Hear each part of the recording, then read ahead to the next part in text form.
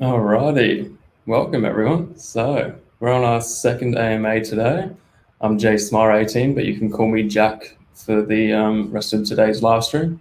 And I'm here with Dave Lauer, who has got some seriously impressive and wide-reaching knowledge. So let's welcome Dave to the stream. Hi. Thanks for joining us, Dave. So first off, we'll be covering a really wide range of topics based on some of the questions that all the subreddit have submitted. So we're touching on everything from high frequency trading over to dark pools, even payment for order flow, and a bit more as well. So it'll be a action-packed hour for everyone that's watching. So grab a cup of tea, settle yourself in, and we'll get going. So Dave, let's just start off, and for people who haven't know your experience, could you just give us a bit of a rundown on what your history is with the U.S. financial markets and just some of your career history as well? Sure, Jack. Thanks, and thanks everyone for tuning in. It's very exciting that there's interest and attention in this space where there usually isn't that much. My career was really primarily sort of technology focused. I worked at a startup in New York building extremely high performance data routing systems called middleware systems. And it turned out at the time, which was around 2005 to 2009, the firms that were most interested in that kind of technology were these firms called high frequency trading firms, and not many people had heard of them. And it was also a pretty interesting time of transition for US markets as Reg NMS was adopted and then implemented. So after doing that for a few years, I saw what was going on the HFT side of things and said, geez, these guys are making a lot of money. I got the opportunity to join one of those firms. You might have heard of them before, this small firm in Chicago called Citadel. And a friend of mine was going there to start a new trading desk and asked me to come with. And so I did. And so I moved from New York to Chicago with my wife and spent less than a year at Citadel. And without getting into the details, as a trading desk, we left and we went to another HFT firm called Allston Trading, which was actually a smaller firm. And I worked there for almost 2 years. And then I left, I think, as I'd mentioned before, in 2011, which was a year after the flash crash, after trying to get involved in making markets better and not really succeeding. So I had really intended on leaving finance at that point, about now almost exactly 10 years ago, because I didn't like the industry. And so I built a storytelling website called cowbird.com, like the two animals, which is still online, with a friend of mine. And on the site, I told the story of why I left high frequency trading, and someone from NPR heard it and asked me to come on this program called Marketplace. So I did that, and it was pretty cool. And suddenly people were really interested in talking to me, like the Senate and the SEC and some guys in New York who were starting a new stock exchange.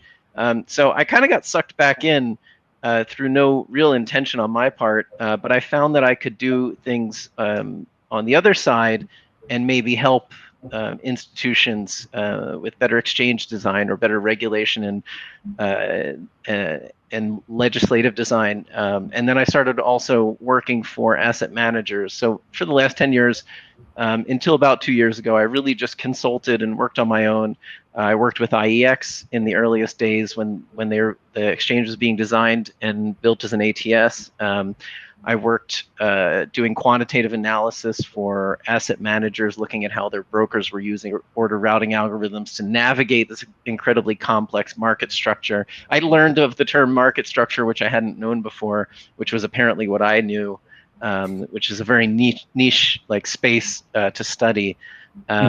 And so that, I've sort of seen all sorts of different parts of the market ecosystem, from high frequency to exchanges to large broker dealers to institutional asset managers, helping them with best execution. I've learned a lot about retail and how that pipeline works. and I've worked with regulators and Congress to help them understand better how modern electronic markets work. And then for the last couple of years, I've really focused on artificial intelligence, which was more of an interest of mine, and really not specifically in finance, but sometimes. Okay, that's interesting. I find it funny that you mentioned that you left mainly based on the ethical reason. Like, what actually about that? Like, what about your ethics actually made you decide to leave after the flash crash incident? Well, I think, I went into high frequency with maybe a naive or romantic notion of, like, this is how you can make markets work. This is the lubricant on the gears of capitalism, right? This is, if you're a believer in capitalism, which I was, and to a certain extent still am, and you believe in that type of philosophy, then, it was a rather, somewhat of a noble pursuit that was also very lucrative. So, it worked really well in that way. But the flash crash kind of opened my eyes to this idea that maybe the speed of technology and the incentives in the markets were making things a bit more fragile rather than stable and resilient. It seemed like things work really well when they work well, but when they're put under stress, they really fall apart. And so I found that kind of disturbing. And so after the flash crash, a little bit after, the CEO of the firm came out and he asked for anyone who had any ideas in terms of like new regulations or new thoughts on markets. He said, we're going to be getting involved and you're going to have to lobby and do this. So, let me know if you have any ideas. And I went to him with like this whole this whole thing. I wrote up that here are the things that I think should change about markets. And even though it might affect our profitability in the short term, in the long run, it's best for markets and therefore, best for the firm. And he literally laughed me out of his office. It's not a joke. And so, I think that was when I realized it just wasn't for me. Oh, that's really interesting. And you've noted that you've spent some time, or you're currently actually on FINRA's market regulation committee. Is that right? Yeah, that's right. Yeah. So I'm interested in, we know a bit about the SEC, and they've been pretty tight-lipped in regards to the GME incident, along other meme stocks. But what kind of role does that committee actually play in an advisory capacity for the market? Yeah, so it is an advisory committee. It's not like it has any actual authority per se. It does. There are some things that have to go through the committee before they can be proposed for public rulemaking. But yeah, it's just an opportunity to be in front of the people at FINRA who are policing markets, who regulate markets, and who deal with enforcement, who are studying markets. And I like it as an experience. I think it's quite fascinating. And the way the committee is structured, there are industry members who are broker dealers. So FINRA is an organization that is funded by the broker dealers. And it regulates broker dealers. That's all FINRA does. FINRA does not regulate asset managers or anyone else, just the broker dealers. And so you have industry members and then non-industry, and I'm considered non-industry or independent. And we meet I think 3 times a year, and generally, we talk about new potential rulemaking, concerns from the FINRA staff that they want to get our opinion on. And, if there's things happening, you can be sure that those things will come up. It's confidential what happens at the committee, so I can't talk sort of specifically to that, but it's the last couple of meetings have been pretty interesting. And interesting to hear. yeah, and I am not one who holds back or is even guarded about what I say, because I don't care. Like, it doesn't really affect me. I don't make or lose money in any way from anything that happens in there. So I usually just tell them what I'm thinking, and you can see that there are other members of the committee. The industry members are broker dealers that whose names you would recognize, and they generally feel very differently from me, and it can lead to some good conversation. Yeah, no surprise there. So one of the actual purposes of the committee is advising on the short sales as well as trading practices. And it might not be your area of expertise, but I think we'd be interested as a community to understand what was your actual view, like maybe your personal view of the GME situation as a whole when it took off in late January. Yeah, Jack, like I was saying to you just earlier, I actually went on TV on BBC to talk about the GameStop situation, which was the first time I'd been on live TV and the first time I'd been on TV in quite a while. And if I'm on TV, things are going weird or wrong. It's not like people call me up when things are going well. Yeah. And so, GameStop has been fascinating from the perspective of the sort of traditional parts of the industry, which I tend to be tapped into. I talk to lots of asset managers. I talk to brokers. I talk to other market structure experts and aficionados, and so it's been really incredible to see. At first it seemed like it was just some kind of crazy retail blip, but I think over the last more than a year, since the pandemic started, we've really started to see this structural change in markets with increased retail participation, which I think in many ways is a very good thing. But in some ways, I'm very concerned. I'm very concerned about the way that these apps are structured and the way that they incentivize over trading. I think that's a big problem. I think people who have not seen a market crash have no sort of understanding of what that can be like. And I'm not trying to comment in any way on what the value of GameStop is. I have no idea. And if I had thought I did, I've been proven wrong time and again. So that's not what I'm what I know. I'm not a fundamental analyst or even a technical analyst or anything like that. But in terms of like the way that the markets have handled it, it's been very interesting to see some of the changes that have taken place. I do think what you mentioned short selling, and I think that short selling is a huge concern in markets. Now that's not just, I believe in short selling. Shorting is really important for well-functioning markets. But predatory short selling or naked shorting is a huge concern. One thing I didn't mention in my intro, but I've been doing some analysis of market manipulation using public market data. And there's no doubt that we see really significant manipulation in different stocks at different times. And I can't get into detail, but some of the theorized reasons behind it are definitely around naked shorting, or the idea that shares are being rehypothecated over and over again, lent out to create far more available shares in the market than the actual float, which is why you can see numbers where you have more than 100% short interest in certain names.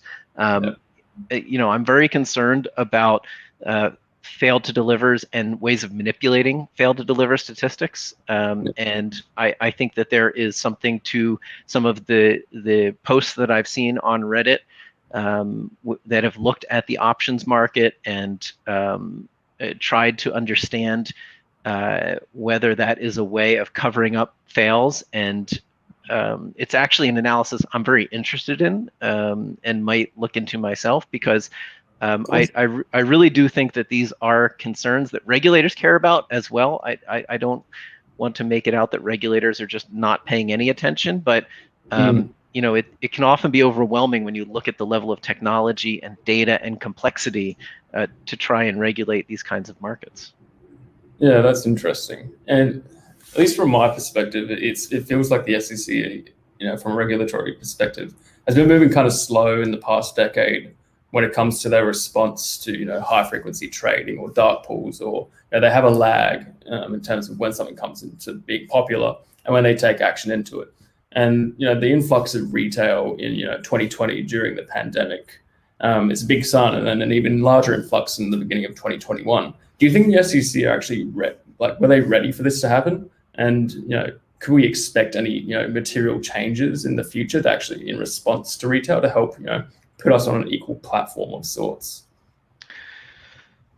I don't think anyone expected this shift in retail. I sit on a stock exchange board in Canada. We've looked at these numbers. We've seen very similar things happen in Canada, but in Canada, retail order flow is on exchange.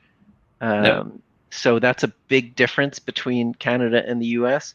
In the U.S., even though retail has exploded, that volume has stayed off exchange. And so, excuse me, was the SEC ready? I don't think so. And they don't move quick. If there's anything that I could tell you, it doesn't mean that they're being incompetent or deliberately dragging their feet. They're a government regulator, and they move extremely slowly. And it's been extremely frustrating for me. When 9 years ago, I testified before Congress, and I set out what I thought were extremely non-controversial ideas for improving markets and increasing transparency, and I presented them to the SEC that same year. And most of them didn't get done, and one of them, it took like 6 or 7 years to get in place. Stuff that nobody would really have disagreed with in terms of transparency. So it's just the nature of things. It's very frustrating. But I think that there are some promising signs. Gary Gensler coming in as chair of the SEC is promising. He seems to be enforcement minded. We'll have to see. We've sort of been here before, and the level of popular attention is incredibly important. And if there's there are some things that people can take away from this. How can you make a difference or get involved? If you keep the attention on these issues, and you keep the SEC aware of your interest, and you keep your members of Congress aware of your interest, that's the kind of thing that could make them move quicker. And they do respond when there's attention on issues, and especially popular attention. All right, good to know. Let's move on to one of the more popular topics which we talk about, and it's high frequency trading. So back in 2012, in a statement to the SEC roundtable on technology, you basically stated that technology hasn't moved so quickly that technology has moved so quickly that most market participants have not been able to keep up. Moving into 2021, do you still have that same perception, or has it changed?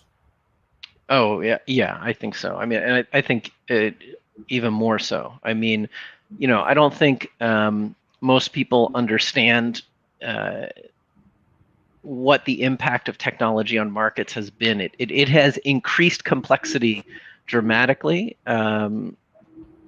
because I think you have rules and regulations that were for a different era, and most of the current rules and regulations were really set up before electronic trading was as pervasive as it is today. So I think that regulators have really struggled to keep up, and I think that even when they've been able to get on top of issues, they've generally done it from a very sort of simplistic perspective, a very linear way of thinking. And I think one of the things that when you're regulating complex systems and complex markets, you need to understand complexity theory and nonlinear theory, and that's not something that regulators understand. And so you often see attempts at top-down regulation versus sort of trying to shift incentives bottom up and then let the market kind of play out.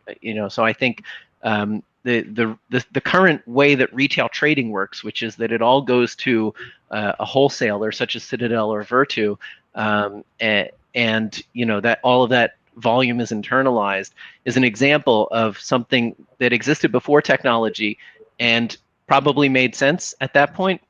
But technology has moved along so much that still having that system in place doesn't make nearly as much sense at this point. And because of that, I think it's leading to worse outcomes for the entire market by keeping that kind of volume off exchange. Yeah, that's interesting. I think one of the important topics I was thinking about was volatility as a whole, and how high frequency trading has kind of contributed to that. So the SEC, they recognize that since the mid 2000s, we've witnessed average trade sizes drop. The markets have fragmented further, And this is all accompanied by, a rise in volatility. So from 2010 to 2013, it was 40% higher in terms of volatility compared to 2004 and 6. And that, pretty easily correlates with the increase in high frequency trading. So my question is, on the volatility front, does high frequency trading promote that volatility, and how does it actually promote that volatility? So I've seen some interesting studies that, and you can often find studies that go both ways. So you will find people that can cite studies that show that it has not increased volatility, and you can kind of find the other side. And often that can depend on your how you define volatility, first of all. I think that high frequency trading, in many ways, can exacerbate extreme moves. I think that you have, here, I'll show one slide. I've got some things that from time to time might make sense for me to show. And so let me throw this one up. So here with this is sort of a history of high frequency trading, and it focuses on what are called illiquidity contagions or flash crashes.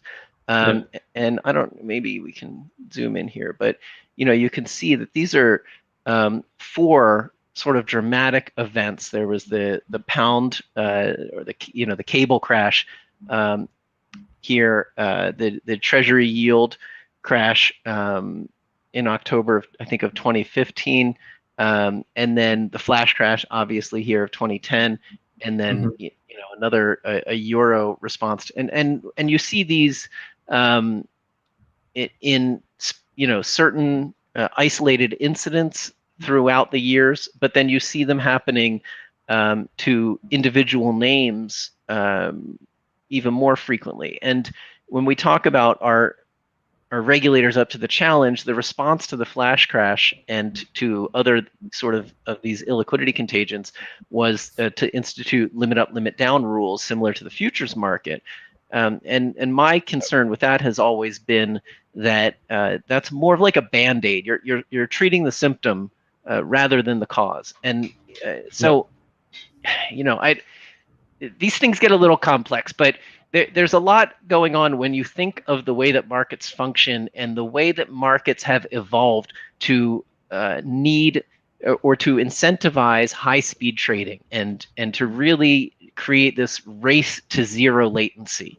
And so as latency requirements and competition over latency has increased over the last really, I mean, for a long time, but in terms of high frequency trading, really since like 2005, which was actually when I kind of started in the industry, not taking any blame for that. But what has happened is that when you only have like 10 microseconds for your software to make a decision on whether it wants to place an order in the market or cancel an order in the market, you don't have a lot of time for complex logic or even potentially for risk checks. So what happens is the markets and the trading strategies that are profitable start to look more and more like each other. It's called self-similarity. And when that happens, you crowd out other trading strategies. And that's part of the problem as well with off-exchange trading is when trading happens in an internalization system or in a dark pool, it has to trade between the national best bid and offer. So someone had asked on the one of the threads, what's the national best bid and offer? So if you can put this slide up, this is just a quick diagram that shows that you have quotes in the market. Here we've got NYSE, NASDAQ, BATS, and EDGE, and each of them has different bids and offers. And so the Securities Information Processor is the market data system for the industry, and it aggregates all that up. And it says, well, the best bids on EDGE and the best offers on NYSE. So the NBBO is 02 by 05 here. And that's the SIP is the public data feed. Exchanges also have private data feeds that are faster, that show more information, and that high frequency firms all consume. And without getting into those issues, what happens here is there is lit exchanges, the NYSE, NASDAQ, BATS, IEX, these are lit exchanges. And that's what a market is. That's where you get price discovery. What's something worth? And what something is worth is important to a company because that's where they can raise money at. So valuations mean something and they're important, right? And that's what public markets are supposed to do, figure out what something is worth. And so when you have these lit exchanges providing a mechanism for price discovery, but then in dark pools and off-exchange trading, you're trading within the NBBO. You are free riding off that lit quote, and you're taking advantage of it. In Canada, in the UK, in Australia, this kind of setup where trades go to someone like Citadel or Virtu is illegal. That they don't allow it to happen because it can damage the lit market. It can disincentivize market makers. And that's in fact what I think we're seeing is you're seeing market makers that are disincentivized to post orders or post aggressive orders because they know if I post the best bid, well then Citadel or Virtu is just going to execute an order based off of my price and I'm not going to get to see it. So why should I improve the bid, right? So that pushes people out of markets and it incentivizes speed or it incentivizes having captive order flow like Citadel or Virtu have when they get all of this retail order flow. So I think it's very problematic and it leads to this self-similarity. And that does make markets more fragile because we incentivize speed and we incentivize captive order flow. And it leads to exchanges being the very last destination. So here's another example where this is what markets look like. And it's nothing like what people have traditionally thought markets look like, right? And what you can imagine that when a broker dealer gets an order, they're going to be sending that order to all of these dark pools and all of all of these different places, and the last place they send that order is to an exchange, because the exchanges end up being the most expensive and the fewest orders get there. So they end up being what are called toxic venues or toxic exhaust venues, or what our exchanges have turned into. And so that is very problematic because it means that the price discovery mechanism, which is one of two reasons why markets exist. They exist for price discovery and they exist for capital formation. And it means that we've really messed up the price discovery mechanism. Yeah, you touched on an interesting point. So you say it's expensive to actually go direct to the exchange relative to going to a dark pool. Wouldn't it be in say the NYSE's best interest to actually incentivize going directly to their exchange instead of being routed through a dark pool? It would. If the NYSE wasn't sort of wrapped up in a prisoner's dilemma. So to get briefly into game theory, basically there is a regulation in U.S. markets. It's called the access fee cap, and it says that you cannot charge someone more than 30 mils per share to buy or sell something on an exchange. 30 mils per share means 30 cents per 100 shares. So that is a regulatorily imposed access fee cap. It's essentially regulatory price fixing. And it was put in place when Reg NMS was put in place, which was designed over a long time, but finally passed in 2005 and adopted or implemented in 2007. And it was basically, okay, well, we see INET charging 30 cents per 100, so that's going to be the new cap. And it has not been adjusted since then. And so what that has led to is it has led to every exchange competing over rebates. So they want to pay people, other firms, as much as they can to rest orders on the exchange, to post orders on the exchange. And so they'll get very close to that access fee cap with their rebates, which means that the access fees that they charge for liquidity taking orders, so you receive a rebate on most exchanges, you receive a rebate if you post an order, and you pay a fee if you take liquidity. And so every major exchange charges 30 mils, 30 cents per 100. Now, as I think Reddit has learned, IEX is not one of those. IEX is what it's called a take venue, 8 cents per 100 shares on either side. Whereas NYSE, Nasdaq, BATS, the big market share exchanges are maker taker, which is where you get paid a rebate to provide liquidity and you get charged a fee to take liquidity. And so because of that, the exchanges have struggled to reduce costs, because if they reduce the fees that they charge, they also have to reduce the rebates that they pay. And as long as another exchange is willing to pay a very high rebate and keep their access fee cap higher, or keep their access fee up at the cap, then it's a prisoner's dilemma. And this has been, this is not like a controversial thing. Everyone has recognized this problem.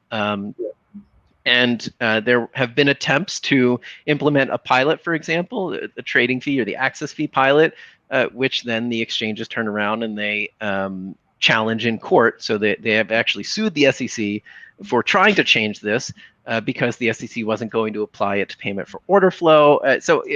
All of these issues are completely entangled, right? It's a complex system, and you can't simply pull on a string in one part of the system without understanding that there are going to be unintended consequences that ripple through the rest of the system. Yeah, an example of, say, the rebate side of things. So the NYSE has a program called the Supplemental Liquidity Providers. Is that what you're talking about? Yeah, that's right. Exactly. Yeah. Interesting. All right, we'll move on to some, more of the manipulative practices that high frequency trading is associated with. So in the early days of the GME saga, post January squeeze, there was a lot of talk about what Reddit describes as short ladder attacks, which is essentially our way of describing our stock's price being manipulated down slowly with low volume to essentially mimic organic price movement. And we came to this conclusion through observing the level 2 order book data of some really bizarre lot trade, lots being traded back and forth at odd bid-ask prices. So to me, this sounds eerily similar to wash trading. And I know it's illegal, but is it still possible to actually, and is it feasible, from your perspective, that these methods still exist and are being used to actively manipulate markets? Yes, without a doubt. And it is unfortunate.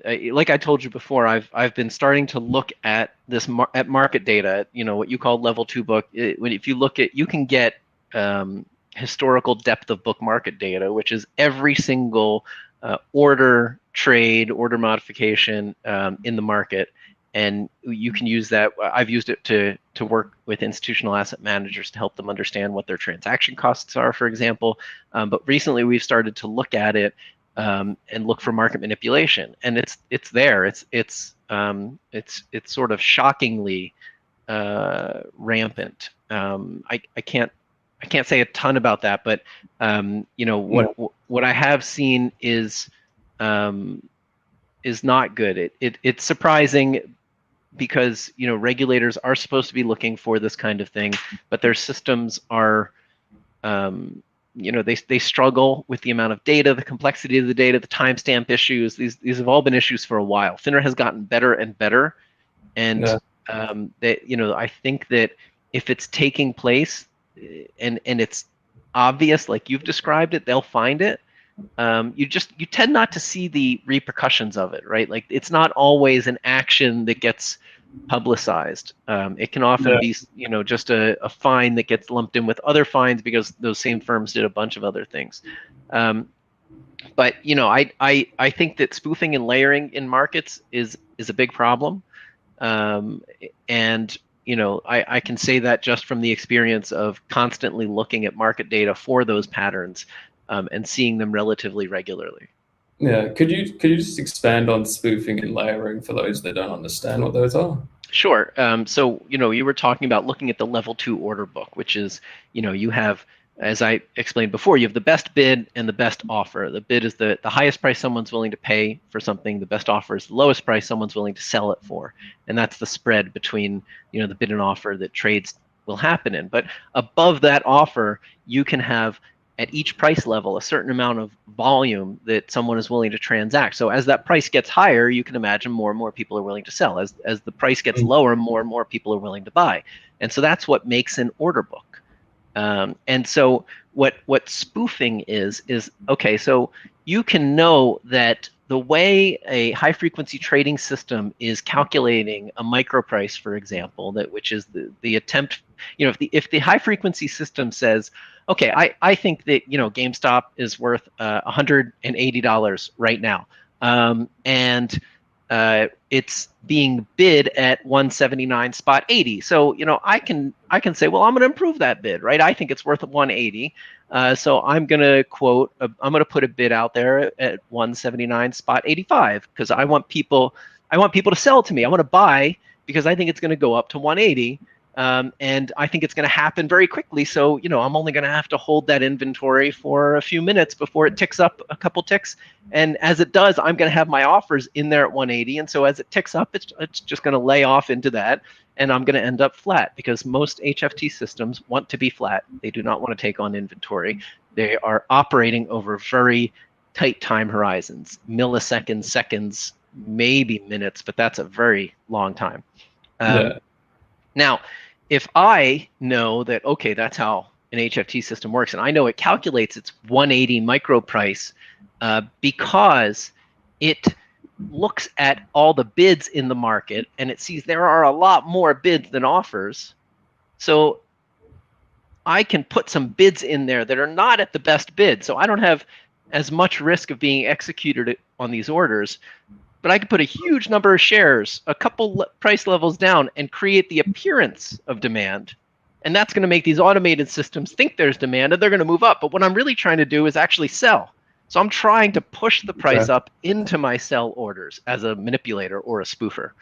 So that's what spoofing is. Layering is relatively similar.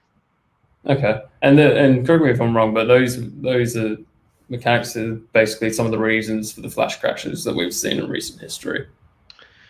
Yeah, I mean, I know that the reports that come out have talked about some of these manipulative practices being responsible for some of flash crashes. That's not something that I sign on to. I'm more of the belief that these are complex systems, and it's kind of a fallacy to assign a broken part. And so when a plane crashes and they say, oh, this part of the wing failed, that's why the plane crashed, right? So in the flash crash, they said, oh, this guy was spoofing markets, and that's why the market crashed. But that's not how nonlinear systems work. That's how linear systems work. A causes B causes C. But in nonlinear systems, that's not how it works. It's an emergent property of a self-organized system. I mean, you can go down a rat hole with this kind of systems theory and complexity theory, and I've written a bit about it. But I think that assigning that sort of A causes B is not correct, because you can have the exact same conditions happen another time and you won't have a flash crash, because that's how nonlinear systems work. You can't quite explain it in the same sort of framework that we're used to. It's there's the reason that the spoofing had that effect was because of years of regulation that have removed diversity from the markets and led to a latency race, and that have fragmented markets across multiple exchanges, and it's sort of environmental and regulatory and legislative, and then there's also potentially a precipitating event, which is someone spoofing, but that's not necessarily the cause. Yeah, I find that interesting because on several occasions within GME, we've seen similar events that could be described as a flash crash, for better or for worse. So one that happened in March happened within 30 minutes. So we had GME drop from 345 to 173 with a volume of 72,000, all within a 30-minute gap. And we also saw gap downs in price, and all of these are very what I perceive as reflective of HFT, essentially manipulating the price. So, and it doesn't have to be manipulative. When we think of illiquidity contagions or flash crashes or like the things you've described, sometimes it's just them pulling out, right? So if 90% of the quotes in the market are from HFT firms, sometimes as high as 99%, Yeah. And suddenly the volatility increases, or they take on too much inventory and they need to stop trading, which is, you know, a lot of what happened during the flash crash proper in 2010. They'll just stop quoting, and as soon as they stop quoting, suddenly, you know, that liquidity just starts disappearing, and other systems key on that, and then they start pulling out, and it, you know, it's this positive feedback loop. You know, so I mean, maybe, you know, I'm not dismissing the possibility of manipulation, because I see manipulation in markets, but sometimes it's also just sort of a you know, this feedback loop that gets away from itself. Okay. Interesting. So let's touch on order types. So personally, I've written a bit about order types before and basic market structure. And you know, the Wall Street Code, which was a documentary that you were a part of that you mentioned earlier, started to peel back some of these layers in regards to order types, and HFT traders getting certain advantages over others. And I'm particularly interested in the conflict of interest between exchanges and non-retail side, and how there isn't any, equality there. So why not provide retail with the exact same options as they do non-retail? Could I get your thoughts on that? So if you want to put this slide up, I've thrown up an illustration of from 2015 of the various order types that were available at NYSE Arca, NASDAQ, and BATS. So you can see kind of how crazy this is, right? When I said on the Reddit that it's not, you know, limit and market, I was actually trying hard to post this picture, but I couldn't quite get it to work in the comments I see now. But, you know, like here's an add liquidity only midpoint passive liquidity. You've got an intermarket sweep post no preference. You know, here's a displayed limit attributable non-ISO. I mean, it's like, you know, intermarket sweep post no preference immediate or cancel. I mean, these are very complex order types. Most of them, many of them are often dictated by the biggest customers of the exchanges, which are those HFT firms. And it's not just retail that doesn't make use of them. Often large broker dealers trading for institutional firms don't make use of them the way they should. That has started to change, but you know, I don't know how you would make, you know, do you know what an add liquidity only post no preference blind order would do? Because not even NASDAQ knew what it would do. NASDAQ got fined because they had some crazy complex order type that was messing with the priority in a way that they had not even imagined. And that was discovered. I think actually they found it and then self-reported. But you know, it's like that's how complex things have gotten. So yes, the order types do advantage certain firms, and there's no way around it. Part of that is again because of regulatory conditions like Reg NMS, which has forced firms, the exchanges to connect to each other and to provide functionality to route to each other, or to bypass that routing with these ISO or intermarket sweep orders, because Reg NMS said that if there's a price in the market on a protected quote that is better than the one on the exchange you're sending the order to, you have to go take that price on the other exchange. It's led to a huge amount of complexity, and so you know, I think things would be a bit better if the market were simplified. I think the markets would be better with fewer exchanges, non-complex order types. I don't know that much of this complexity is as beneficial as the costs of the complexity, but you know, you'll never get access to that from most retail brokers, because most retail brokers are not sending orders to exchanges. Sometimes they will send limit orders to exchanges, but they'll send it generally to whatever exchange will pay them the highest rebate.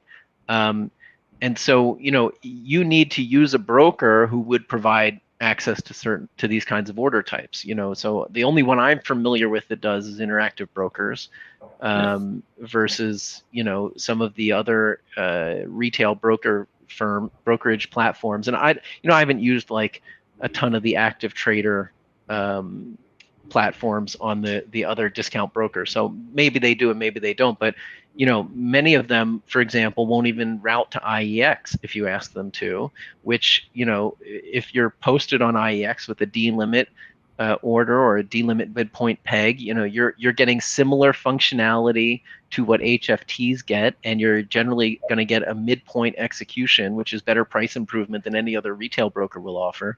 But of course, I am biased. I worked with the guys at IEX. I know them. I have owned equity in it. So it's. But I did so because I believed in it. I thought it was a good solution to the problem. Yeah, that's a good transition into payment for order flow side of things. So it's no secret that Robinhood has kind of been popularized in this space, especially given their disclosures to customers last year, getting fined 65 million or so. But can you actually help us understand what are some of the negatives that come out of that from the retail side, and then also the impact on the market as a whole due to payment for order flow and that internalization? Yeah. So let me show you a couple quotes here. I don't like the idea that you pay people to trade. I don't think it should be done. I don't think it should be legal. It puts wrong incentives in the market. That's the CEO of ICE, the company that owns the New York Stock Exchange. Citadel Group urges the commission to ban payment for order flow. This practice distorts order routing decisions, is anti-competitive, creates an obvious and substantial conflict of interest between broker-dealers and their customers. We don't believe that a broker-dealer that accepts payment for order flow can consistently fulfill its best execution obligations. That's from Citadel. So, ironic. Quite. These were obviously statements made before Citadel engaged in payment for order flow, or before Jeff Sprecher, I think, owned the NYSE. That was more recent that he bought it. But I think that payment for order flow and the internalization of retail orders is terrible for markets. And I think that when the thing about retail order flow is it's referred to as uninformed, and that doesn't mean that you don't know where GME is going to go in 6 months or a year. You might have the best fundamental analysis in a long time horizon, but you are not informed about what is going to happen in the next 50 milliseconds. That's what, when you think of uninformed order flow, it means what is about to happen in the market as far as a high frequency trading firm is concerned. And that time horizon is measured in milliseconds, maybe seconds. And so because of that, retail order flow is what market makers want to trade against. It's very profitable to trade against it. And so that's why these market makers pay the retail brokers for it, because they want to get that order flow.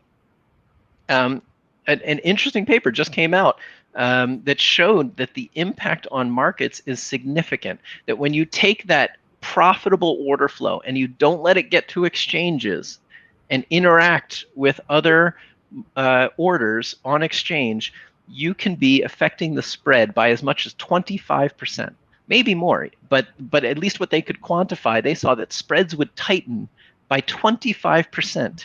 If that order flow made it to markets, and then everyone benefits. So we think, and I know Reddit here thinks retail is active day traders trading through a discount broker, but I usually like to say that in fact retail is the wealth of the nation or the wealth of the world that is mostly concentrated in mutual funds and pension plans.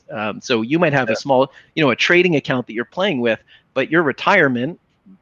Some people, I know some of you have it locked up in GME, but for some people, it's in a mutual fund, in an IRA or something, or 401k like that. And to me, those are the funds that should have access to trade against retail orders on exchange, like the rest of the world does. And so I think that this is an area that's going to get a lot of attention. Some bills are being unveiled in Congress that could completely change this, that I very much support. And I think that I am in favor of competition. So, like I said, there are many times where I am a capitalist. I believe in intelligent capitalism and well-regulated capitalism, but capitalism nonetheless. And so I believe in open competition for order flow.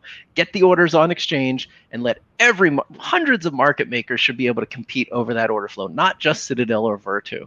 Now, along the lines of internalization and dark pools, I know that that has been an area of a lot of questions on Reddit. So this morning, actually, I put a couple of charts together that I wanted to show. So just to divert briefly, I want to talk about dark pools versus internalizers. These are two different things. And you can see FINRA has an excellent website, the OTC transparency website. And you can see on the website ATS, which are alternative trading systems, those are dark pools, versus OTC, over the counter, those are the internalizers. So here is GME in November, last November. It got cut off here, but it was 89% was trading OTC. So this is of the off-exchange volume. So a certain percentage is getting executed on exchange, and a certain percentage is getting executed off exchange. Of the off-exchange volume, 89% of it in November was OTC. Think Citadel and Virtu. Yeah. Versus March, 87%. So not much has changed since 2020. Most GME volume is getting executed through retail channels and is being executed on the OTC markets.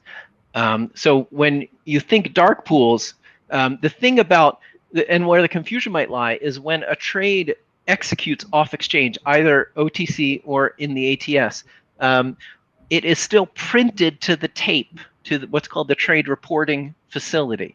And I think, I have up here, you can see these are the market share generally in the market of the lit exchanges. All these are the lit exchanges versus one of the TRFs, one of the trade reporting facilities. This one's NASDAQ. For some reason, NYSE got cut off of this chart, but there is a NYSE TRF that was something like 7%. So what that showed was 40% of volume was executing off exchange, reported to the TRF. So every time Citadel internalizes a trade, it gets printed publicly. Every time Goldman Sachs or Morgan Stanley or JP Morgan execute a trade in their dark pool, it still gets printed publicly.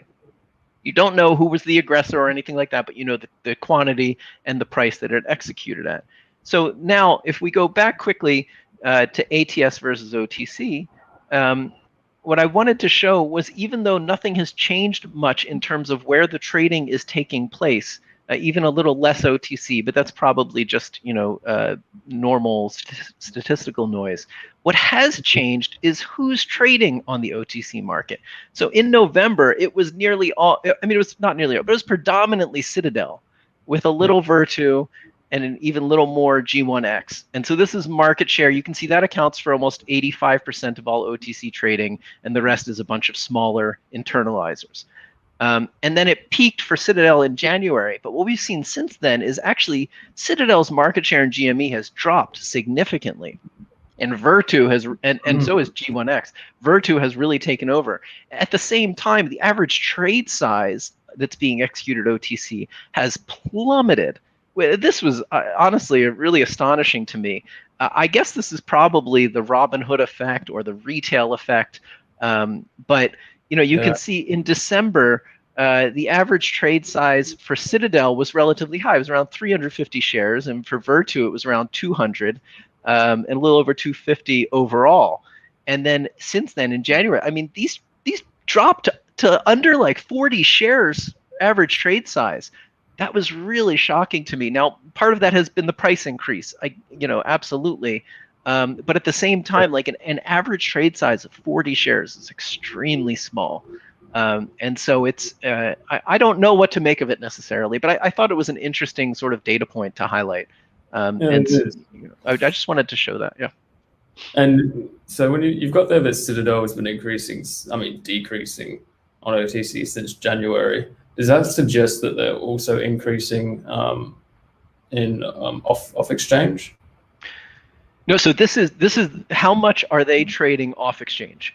This is just OTC, not ATS, not dark pool. But I don't think Citadel is a material part of the ATS trading in GME. I looked at it briefly and I saw it was a lot of it was interactive brokers. So when they internalize, they're printing on an ATS, not OTC. And they invite other firms to come into the ATS. That's one of the differences when you're trading or printing OTC versus on the ATS, is other firms can trade in a dark pool, whereas OTC they're not. Okay, that's interesting. And I think a lot of due diligence that we talks about, dark pools actually suppressing retail buy pressure on a stock's price. What's your view on that? Yeah, I'm not sure of the mechanism for how that would work. Because like I said, even if you're trading in a dark pool, that trade is printing to the tape. Yeah. I think that if you and I mean, technically you can't know that there are offers on the dark pool. That's why it's called dark. That's the whole thing. If you know there's this wall of offers at 180, that would be, and you're sending, you're getting all these orders coming in on your retail channel, and you want to, keep it from going over 180 for whatever reason. I'm not sure of the mechanism that you would use to print that off exchange. I think, from that perspective, I'm sorry to say I didn't find that analysis to be compelling. I could be wrong, but I think if you don't need the dark pools in that equation. You can layer orders in the market. You can internalize it because when you're internalizing orders, you're internalizing them within the NBBO, which you don't necessarily control. But if you want to control it, you have to do that on the lit market, not in the dark pool. The dark pool legally can only execute within the NBBO. Yeah, I think I think where a lot of us come from in terms of implying that assumption that it doesn't actually affect or it does suppress retail buy pressure through routing through dark pools is that, I think a lot of the research suggests that, large, mutual funds would, place their orders on dark pools to avoid, say, increasing the price or decreasing necessarily. And I think that's kind of where that came from. But Yes, even though they have that restriction of executing within the NBO, it doesn't really have that. Is that right? No, it does. And it's absolutely true that institutions use dark pools. If I want to buy 1 million shares of GME, it would be a big mistake if I just hit the market with 1 million shares, right? I'm going to exhaust all of the standing offers. That price is going to go crazy. That's not getting best execution. Instead, if I want to buy 1 million shares, I'm probably going to send, maybe 500,000 to one broker, 500,000 to the other. They're going to take that 500,000 and sit them in their dark pools so that nobody knows they're there. But if sellers come along, then they're going to hit my bids, and I'm going to start buying little by little by little. And then those brokers are also going to algorithmically be routing them all over. They might be pinging Citadel and pinging Virtu and others. And it's like I said, that slide I had before, which is this shows you, excuse me, the complexity of the market, right? This is what I'm doing. I am trying to navigate this complexity to get the best price that I can while leaking the least amount of information possible. And so if I were just to post that giant order on a lit exchange, that's complete information leakage. And so that's a very good and reasonable use of dark pools. But again, all dark pool, you cannot trade outside of the NBBO. That is the rule in US markets. And it's ones that it's called rule 611, I think, 610. Now I should know this. But it's the backstop for best execution is what it's generally referred to as. You cannot get outside of the protected quote. I think that's a good takeaway. I look forward to some of the DD that comes out in that comment, I'm sure. And I'll be happy to, read some of the posts and if there are specific questions, I'm always interested in learning more. I mean, if there's a mechanism by which someone thinks they've figured out how they can suppress a price through dark pools, I'd be really interested in that because it would directly impact some of the analysis that I do. Okay, fantastic. We're at 59 minutes and about to wrap up. So one last question I want to end on is, where does IEX fit into this? So from my perspective, a lot of the features that were built out in IEX were built to, benefit more of the mutual fund side of things. And then I've seen recent talk about retail coming along. Could you just help describe us in terms of some of the positives that IEX works for retail? Yeah, so for retail, you can get midpoint executions on IEX. It's free for retail to trade on IEX. They've really tried to do what they can to incentivize retail brokers to come to them. It doesn't mean that they are, because there are really fundamental conflicts of interest at work in markets in terms of payment for order flow and other issues. Yeah. But you can tell your brokers, and you should tell your brokers, if you want to trade on IEX, and that they should route to IEX. When Flash Boys came out, it created a real uproar, and it helped to a certain extent, but then it died away. And so maybe now this is the second wave of it. And I think that look, I wouldn't have gotten involved with IEX if I didn't believe in what they're doing. I'm not involved in any way with them anymore, other than, I still have some shares left over. So, I don't want to not disclose my biases. I mean, I sit on the board of Aequitas in Canada, which also has a speed bump, and it also is designed for investors, not high speed trading firms. So, I believe that is a model that can work and can protect investors. I had seen one of the questions was, what was the original design goal of IEX? And the philosophy was actually relatively simple. It was the exchange should always be faster than its fastest participants. The exchange should always know what the price is in the market before, if that price is changing, the exchange should know about it before the highest speed participants know. And the reason really came down to pegged order types. And so if firms are faster than the exchange, they can take advantage of pegged order types. And they can pick off stale orders for a relatively low risk arbitrage. Whereas if the exchange is faster than its fastest participants, that repricing for pegged order types will always happen before those high speed firms can adapt and pick off stale order types. So that was why the 350 microsecond speed bump was put in place, because that seemed like a good time for the exchange to be able to receive market data from all the other exchanges, update its price, and shift before other firms could come in and pick off stale prices. And so for that, I think that kind of protection is valuable. I think execution quality on IEX is very high. And we've seen the same thing in Canada with Aequitas NEO. And so, I'm a believer in the model. I'm a believer in the idea that you shouldn't offer rebates to attract liquidity, and the IEX does not do that. And so, I believe that if you believe those things, then supporting IEX is worthwhile, and that you can go to your brokers and you can give them instructions. And brokers, according to FINRA rule 5310, I think, have to abide by those instructions. Not all brokers will. They'll say we're not connected, or we don't do that. But if they start hearing from a lot of people, that can help to change things. I would also like to say, there have been questions of what can we do, and to me, this is one of those things that we can do. Another thing is, you can just continue to make your voice heard. You can file comment letters with the SEC or FINRA. That's an excellent way to get involved, and they do read them, and they do listen to well thought out comments or well-researched comments. You can contact your members of Congress, because these bills that are going to come up are going to be controversial, and they need to hear that there are people out there that support them for good reasons.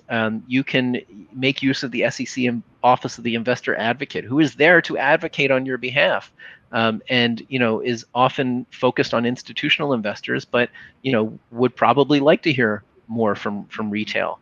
And Gary Gensler, I think in Congress, is going to say that in his testimony before Congress, is going to say that they're requesting public input on some of these exact issues. So I think getting involved like that is just an excellent thing. It's great to have more involvement and more perspectives in this market structure debate versus most of the people that are involved generally work for the high frequency firms, the exchanges, the broker dealers, and there are very few of us out there who are not beholden to one of those types of firms, and who are making money actively off of current market structure. Yeah, and sorry to do this last question, I swear, and then we'll wrap up. So you mentioned that the rule is to uphold the national, the NBBO. But what happens when they don't? Is it actually possible that they don't uphold that rule?